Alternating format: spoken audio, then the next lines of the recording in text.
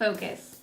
If you don't focus, your online course won't attract anyone, let alone your target audience. You want to make sure that your journey into creating your online course is as clear as possible so that you can create the best online course you can. The successful warrior or course creator is the average man or woman with laser-like focus. Hi, I'm Demelza Murray and I'm a mompreneur, and I'm on a mission to change my family's life, and I want to help you change yours as well as I share my journey with you, so be sure to stay connected. Okay, so today I'm going to be peeling back the curtain, so to speak, to show you what I've been working on, and that is a focus group. So I created this focus group in Facebook, and I basically populated it with just a small cross-section of my target audience. And the idea is that I can ask them questions, I can poll them, survey them, and basically get an idea of what will serve my target audience the best when I make my online course. And in return for helping me with my market research, these people in this focus group will benefit from the fact that they get the course for free. They've obviously participated in helping to create that course. And also it helps them with whatever it is that they have been struggling with, because they can ask specific questions and I can respond to them very directly. So it's a win-win situation. So before I actually dive in and show you how I've set up my group and how I'm running it, I wanted to let you know that if you are looking at doing the same and setting up your own focus group, I have got a free checklist and template that you can use, and you can find the link to that in the description below, so go and check that out. Okay, so how did I go about setting up my Facebook focus group? When I first set up the group, I selected it to be a closed group because I wanted to be able to ask qualifying questions. And this is really important because when you start populating the group, you want to make sure that the people that are coming in are your ideal target audience. Another important factor when setting up the group is to make sure that it's really clear that active participation is required. So what I did is I put it in the banner, I put it in the description and the rules to make sure that when people wanted to join the group that they recognize that this was going to be requiring something from them, that they couldn't just be lurkers joining the group and taking from me in terms of me giving out content, but them not giving anything back in return in terms of asking questions or giving feedback or anything like that. And that's the whole point of this focus group, is to make sure that there's this interaction going. So make sure that it's really clear that active participation is required. Now, one of the things that's really nice when you join a group is to have a welcome message. So before I invited anyone in, I did type out a welcome message, welcoming them to the group. And I also asked a question as part of that because I wanted to get some conversation and feedback right away. So a question like asking them what challenges they're facing, what they're struggling with in regards to the topic that you're planning to teach is a really good starting point, because is focused on the topic of the group and it's getting that conversation started, and you've got material right away that you can be using to help answer those questions and to building your course.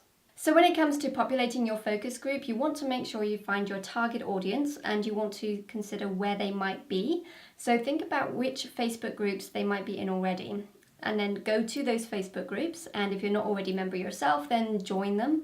Now, if you are required to answer some qualifying questions, then be upfront and say why you're joining the group, and explain that you are setting up a focus group, that you are wanting a cross-section of your target audience to be in that focus group in order to help you produce a course that would be great for them, and in response they will get the course for free. So you can be clear that you're not selling them anything.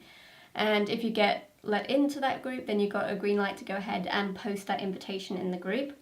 And if you're interested in the template that I use for the invitation, then check out the link below and you can get that. And then also be sure to check out the rules of the group, because some groups do not allow you to post external links to Facebook groups and things like that. So if it says not to, just don't do it. But you should be able to find a lot of Facebook groups that will allow you to do that, and you can get your ideal target audience into your focus group and go from there. Okay, so it is a focus group, so you don't want to populate it with too many people. I would suggest about 10, maybe a little less, maybe a bit more, depending on the topic.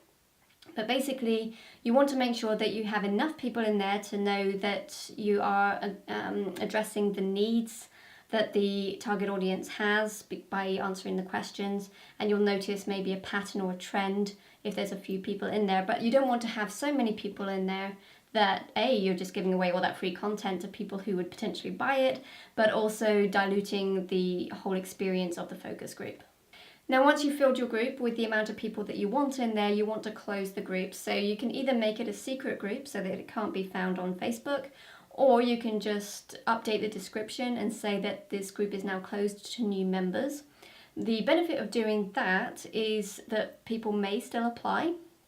Now, you don't want to let them in because you've made that clear that there are new members.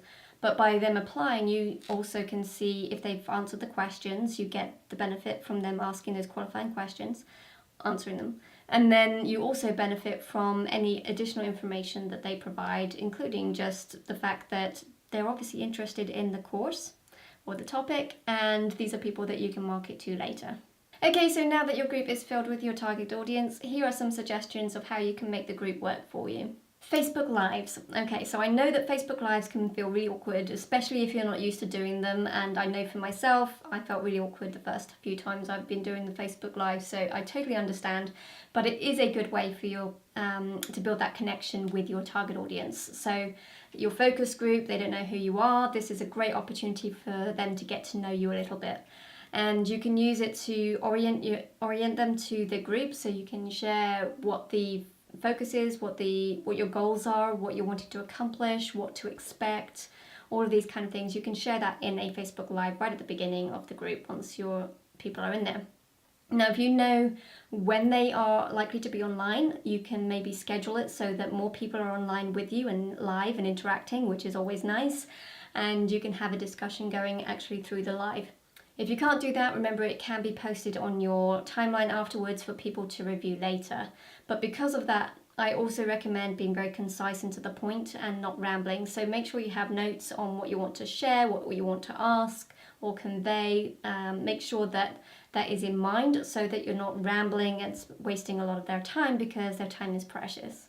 Another thing you might want to do is to post polls. So for example, one of the questions I asked was, what kind of camera do you think you'll be using in your online course? Or what format do you think is the best way to produce the course that I'm wanting to go with? So I'm asking questions of my target audience. I think I already know the answers, but it's not necessarily a wise thing to assume that you know the answers. So if you do have things like this where you can post a poll and find out what your audience actually thinks, that can be a good thing.